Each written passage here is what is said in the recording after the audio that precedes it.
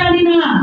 আপনারা জানেন তিনি 1971 সালে যুদ্ধ করে এই বাংলাদেশকে স্বাধীন করে আবার তিনি প্রাগে ফিরে গিয়েছিলেন। প্রাগ থেকে তিনি আবার তার সেই কাজে ফিরে গিয়েছিলেন। কিন্তু আপনারা জানেন সেই 71 থেকে 75 পর্যন্ত এই বাংলাদেশকে অকার্যকর এবং বাকশালে পরিণত করেছিল।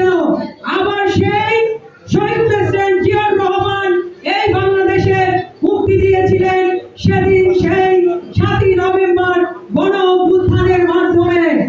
আপনারা জানেন সেই গণ অভ্যুত্থানের পরে এই বাংলাদেশের মুক্তিকামী মানুষ তাকে বাংলাদেশের সর্বোচ্চ জায়গায় অধিষ্ঠিত করেছিলেন।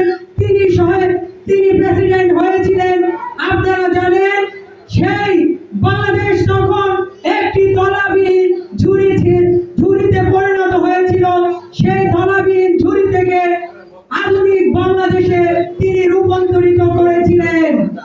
আপনারা জানেন শহীদ প্রেসিডেন্ট জিয়াউর রহমানের তখন সাফল্য জনপ্রিয়তা দেখে তখন দেশি বিদেশি কুচক্রী মহল তাকে নিশ্চিহ্ন করার জন্য পায়তারা করছিল এবং 1981 সালে 30 মে সেই চট্টগ্রামে তাকে নির্মমভাবে হত্যা করে।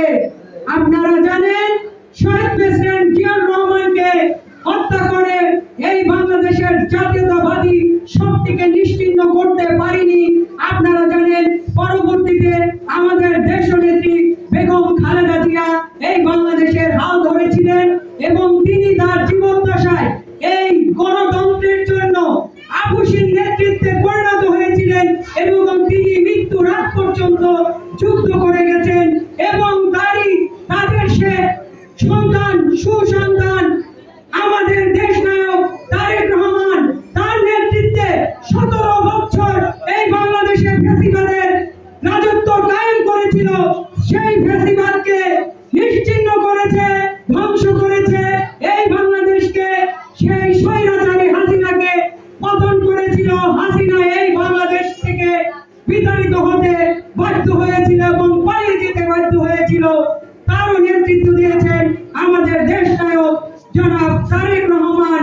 তার নেতৃত্বে 24-এর গণ অভ্যুত্থান সফল হয়েছে এবং আজকের বাংলাদেশের আজকে 3 মাসে তিনি প্রধানমন্ত্রী থেকে আজকে বাংলাদেশে তিনি তার যে কথা দিয়েছিলেন গণতন্ত্র ফিরিয়ে আনার এবং মানুষকে যে ভোটের সময়